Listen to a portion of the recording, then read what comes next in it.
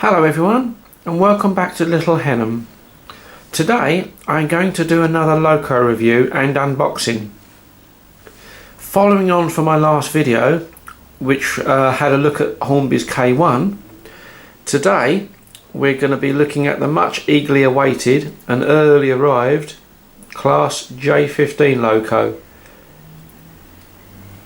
One of the most anticipated and wanted Loco releases in ready to run form for many a year.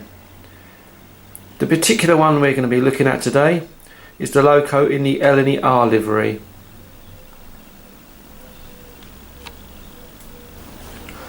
So let's first have a look at the box. As you can see, once again, standard Hornby packaging. Nice picture on the front of the Loco, detailing obviously the brand Hornby up in the corner there. And it does tell you also that it's a minimum radius Loco requiring 438mm of radius track. Okay, moving on to the end of the box here, I'll just show you the label which is applied. As you can see, obviously it's a Hornby model. It tells us that this Loco is DCC ready, so for you guys out there that do digital, you can put a chip into it. Minimum radius is 438mm, and it also tells us that this is an L.N.E.R J15 numbered 7524, and the catalogue number is 3230.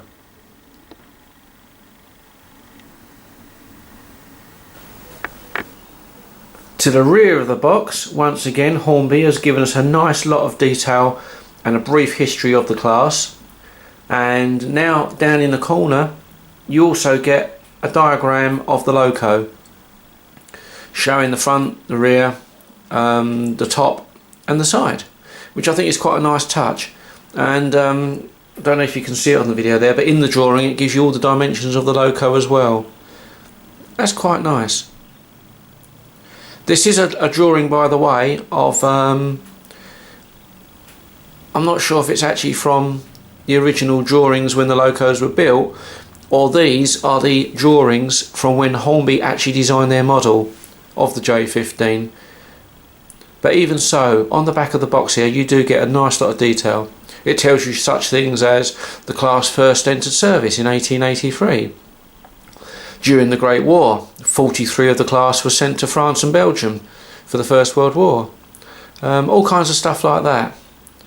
By nationalisation in 1948, 127 of the J15 class remained in service. Yeah, really good. Impressed with that. So, on to the unboxing. As you can see, Hornby once again has got like a slide out tray section. You simply slide the Loco out from the first little bit, and instantly we can see we have the plastic tray contained within.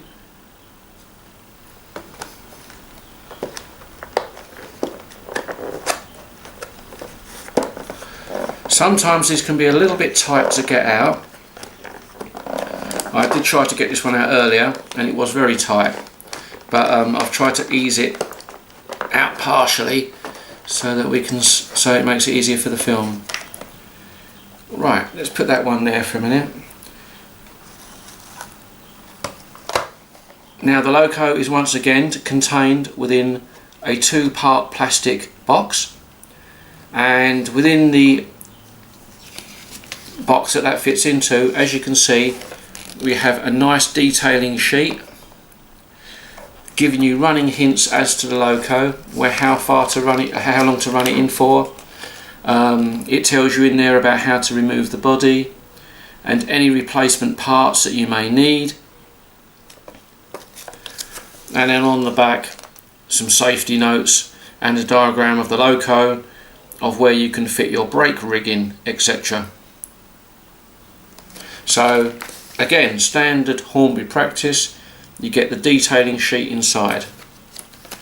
So we'll pop that back inside there for a moment, and then we'll take a look at the Loco. If I move this across here, you can see once again that quite a nice little Loco first off.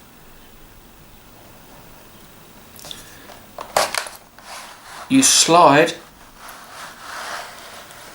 the first piece of plastic out. We'll just pop that there, and instantly you can see you get a detailing pack in with the loco. This consists of the brake rigging gear, you get steam pipes in there, you get extra couplings in there. Some people like to fit all this extra equipment, some people don't. But I think it is nice that they do include it into the model to give you the freedom of choice of adding it or not. So again, a detailing pack. In order to get your loco out from here, simply turn over and you lift the flap at this end. Lift the flap up, the whole lot opens like that, and you've got access to your loco. When you finish with your loco, you literally put it back in the tray, bring that flap forward and bring that over. This flap then folds down. Once again, your loco is now contained within its holder. You are then free to slide the sliding part back on and in turn put it back into its box. Job done. So without further ado, let's remove the loco from the plastic tray and we'll take a closer look at Hornby's latest model. Okay, I've now removed the J15 from its plastic packaging, and in a second we'll have a closer look at this model. As with my reviews, I'll start at the front of the loco and I'll work my way around and I'll try and pick out as much detail as I can for you guys to give you a good general view of what this model is like. On first look it looks absolutely superb, but we'll have a look at the cab detail, the tender, the way that the decals have been applied, all stuff like that. But just to give you a bit of background about the model itself, it's based on loco number 7524. Originally it was numbered just 524 and it didn't become 7524 until December 1925. It was outshopped in October 1899 from Stratford and placed on shed at March. Over the loco's operational life, it was based in other parts of the GER, including Cambridge and Peterborough East, but unfortunately it was withdrawn from service in 1936, and it was believed that this loco was then later scrapped in the same year. So here we go. Working along the side of the loco here, you can see that on the side there they have steam pipes fitted. The decals are quite nicely applied.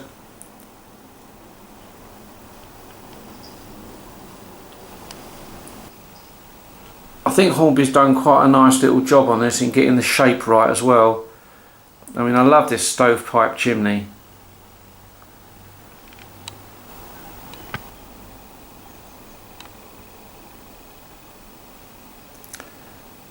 The J15 is such an iconic East Anglian loco, and I must admit I've been waiting for this model to come out for years. I didn't think anyone ever would do a ready to run version of it.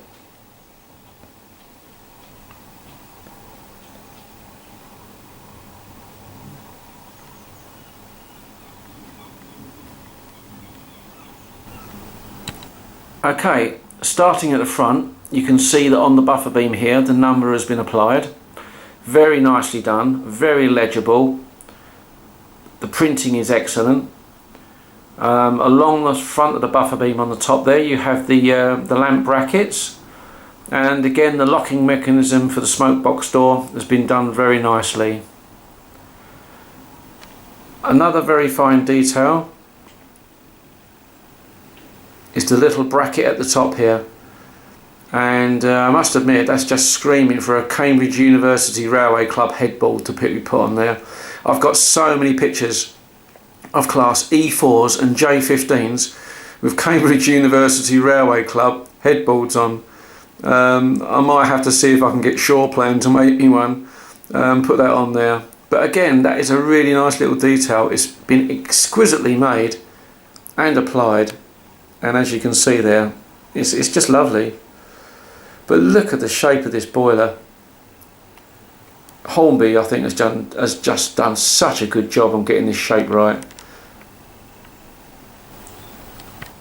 Moving along the side here, you can see that we have brass steam pipes fitted. There are separately fitted handrails, the same as the K1. Again, you could have a figure on here cleaning the loco, but yeah, the handrails and the rail that runs along the side there is all separately fitted. It's not moulded in. And the wheels themselves, again, are all cast metal. As you can see, on the splasher above the wheel, we have a brass plate fitted, even though it's printed on, that reads London North Eastern Railway, Stratford Works. It's hard to see it on this film because it is very, very small, but if you was to see the model in the flesh, it's been nicely printed and it is quite legible. It also has the loco number there as well. I'm filming this in my conservatory, so unfortunately the light is making it a lot lighter than what it really is, but in real life it is quite shiny. It's really nice. Moving slightly down to the cab, the number once again applied to the cab side, very well printed, very legible. And the detailing around this area is very good. I mean, just look at the rivets on the side there. And as you can see, we have got again separately fitted handrail, both there on the tender, on the cab. If I move the camera down, you can also see we've got some very well moulded and fitted steps. Now there is again another steam pipe underneath. I'm not sure what pipe that probably is. Some guys out there will know this is a sanding pipe or a steam pipe or what, but again it's been coloured in the brass colour, and another nice detail.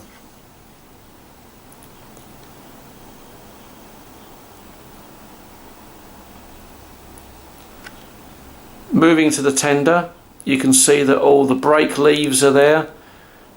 They've included all those on the wheels, and the brake boxes, and the legendary L.N.E.R logo. Once again, the L.N.E.R logo has been printed very well, been applied very well, and makes the engine very attractive.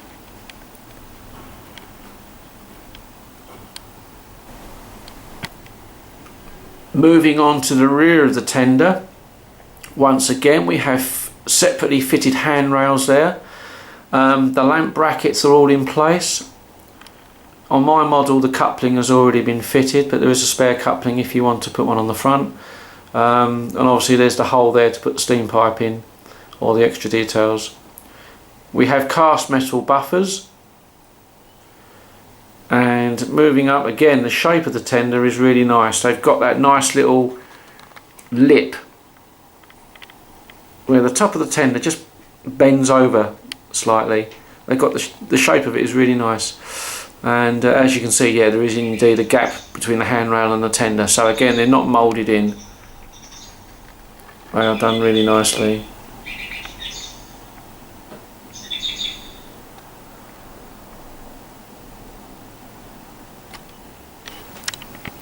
Moving on down the other side of the loco,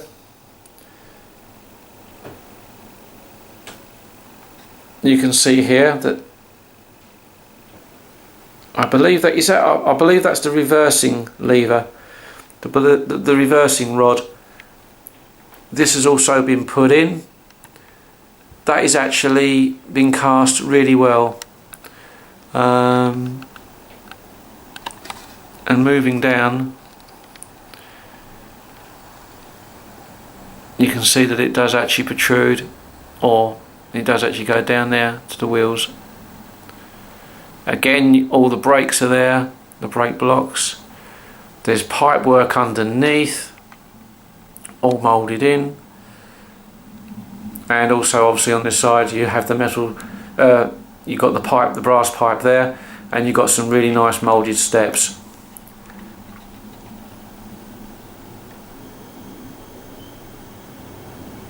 And all the brake leaves are there as well.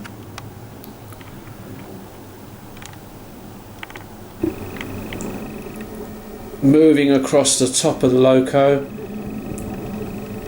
Hornby has obviously done their homework on this. The chimney looks great. You have the steam dome there, and as I mentioned before, the whistles and that are all being cast in a brass colour.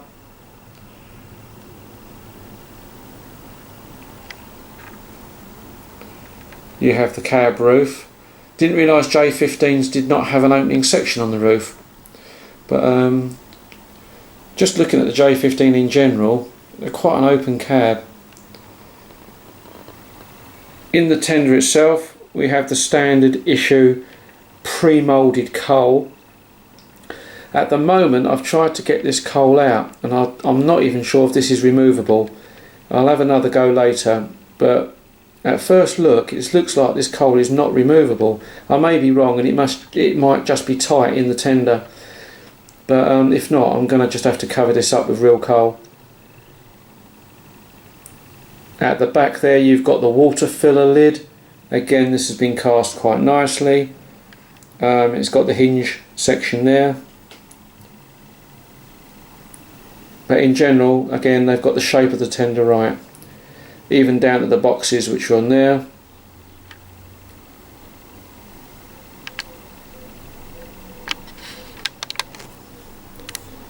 And over this side,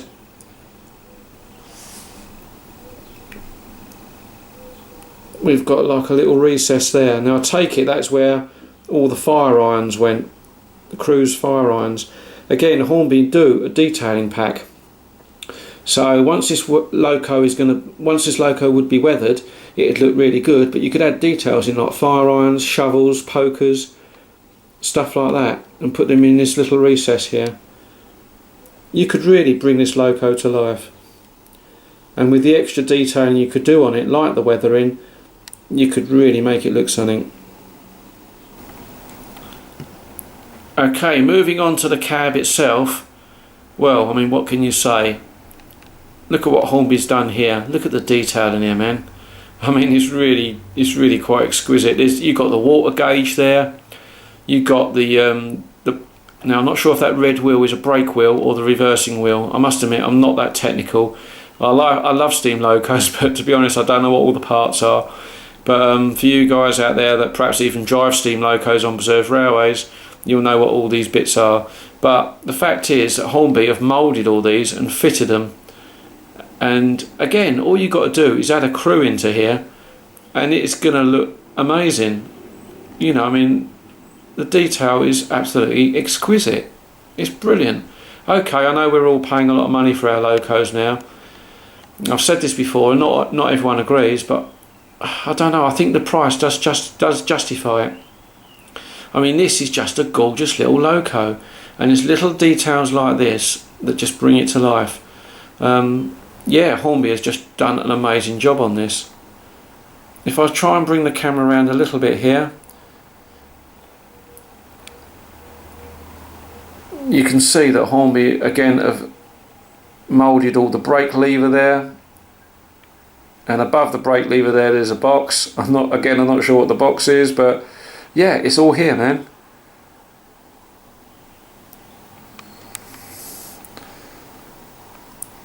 You've got the boxes in the corner there where I presume the crew would sit rather than having the seats.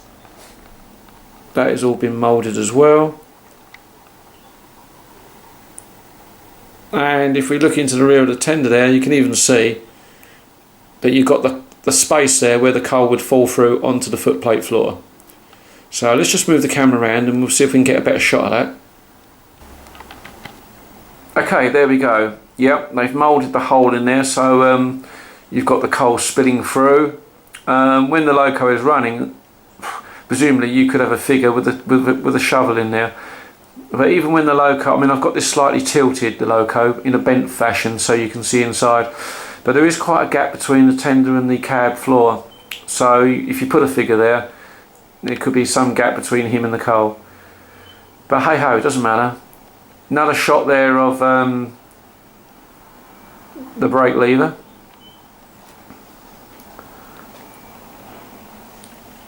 And Hornby has even moulded all the lockers in there as well, similar to the K1. And you can quite clearly see that the locker stands out. It's got the handle there, it's got the locking mechanism to shut the locker with, and on top there you've got the boxes.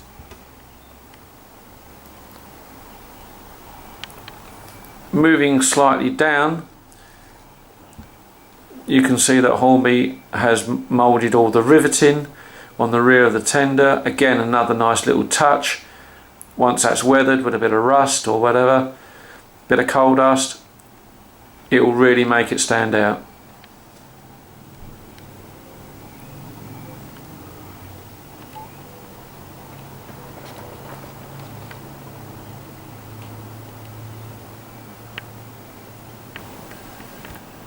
If I put the camera down low and try and get it right into the cab there, you can see that on the top there Hornby has moulded the little brass wheels that turn on the various I don't know, dampers or injectors, and up the top there you even have a gauge. It won't pick out the figures unfortunately on the gauge on the camera because it's quite light, but you can see that they have actually moulded the gauge there as well.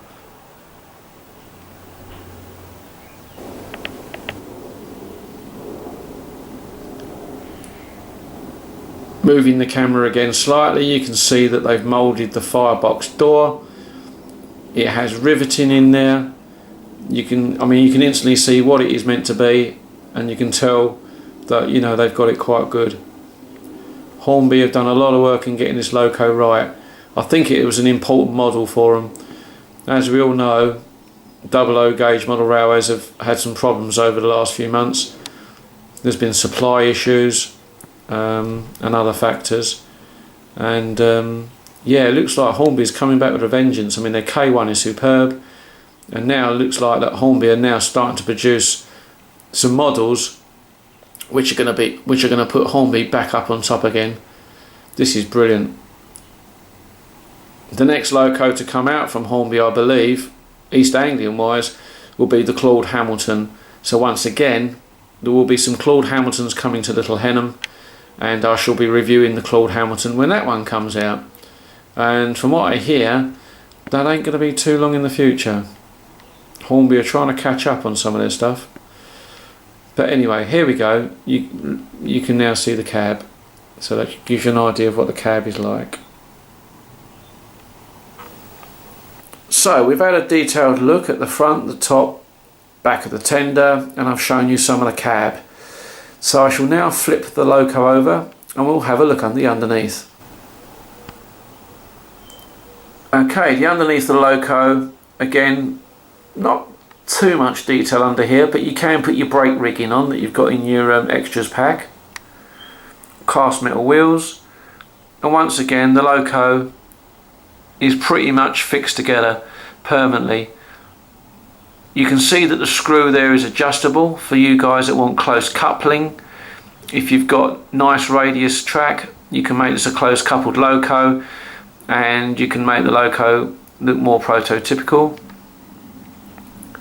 On the underside, just by the wheels there, you can see that we have some brake detail with the leaves, and once again it is stamped a 12 volt loco. The item is made in China, and obviously their brand name, Hornby.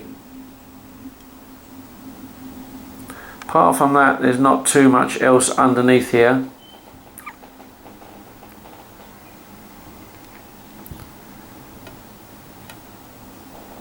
I just wish that said made in UK and not China. I want to see the word Margate underneath there again. And if you haven't been, for anyone out there, go and have a look at the Hornby Visitor Centre down in Margate. It's a really good little day out. There's a lot of stuff down there, and they've got a lot of early Hornby models you can look at.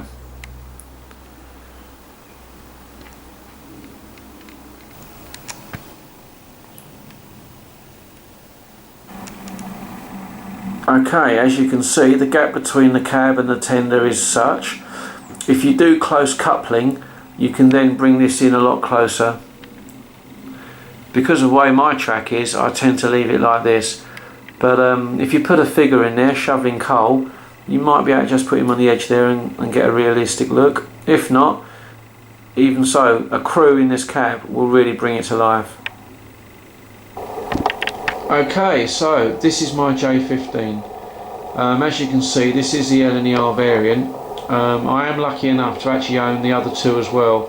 They've done a early BR Crest J15, and they've also produced a late Crest J15.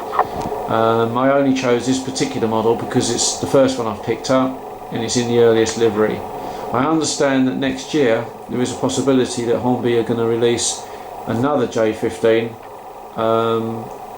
I think that also comes with weathering already on it, because I don't think any of the ones that I've bought out of these three are actually weathered, but I think there is a factory weathering version coming out as well. So I didn't know which one to choose, so I thought, well, I might as well choose the L.N.E.R one to review.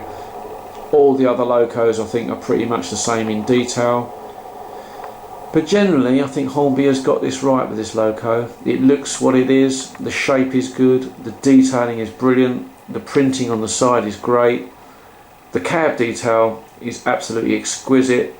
I highly recommend this loco for anyone who wants to buy one. After this video I shall be doing a running session with it, and I'll try and make up some East Anglian trains, and you can see this loco going around Littlehenham, and I'll try and recreate a J15 scenario as it would have been in East Anglia when they were running. I paid £109 for this loco, which I believe is the catalogue price. Once again, at your preferred retailer or at any of the big shows like Ali Pali, which is coming up, you might be able to pick this loco up cheaper, so shop around. I know there is a rather large and well-known Liverpool supplier who may be able to do it cheaper, but £109 for this loco I don't think is expensive.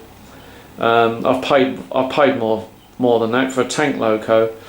I think this is really good value, and it is a smashing little model. It's just superb. The detail on it is lovely.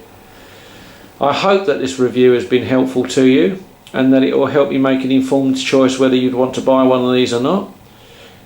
As I say, I can't recommend it enough. And the next video I do after this will be the J15 in action. The next review I do will possibly be the Claude Hamilton loco when it comes out. So keep your eyes out in the shops for the Claude Hamilton. As soon as I get one, I'll do a review. Thank you for watching my video. I hope you've enjoyed it. I hope it's been informative. And I look forward to your comments on both this model, and I'd like some, if you can, give me some comments on how you think my reviews are. Is there anything you'd like to see in my reviews that I could do better? Anything that I'm missing out, or anything I'm doing too much? I'm trying to keep the reviews as short as possible because nobody likes looking at long videos. But can I just say thank you for tuning into Littlehenham, and thank you for all my subscribers who tune in generally to look at both my reviews and the layout. So without further ado, from Littlehenham, goodbye, thank you for watching, and I look forward to seeing you all in the very near future. Goodbye.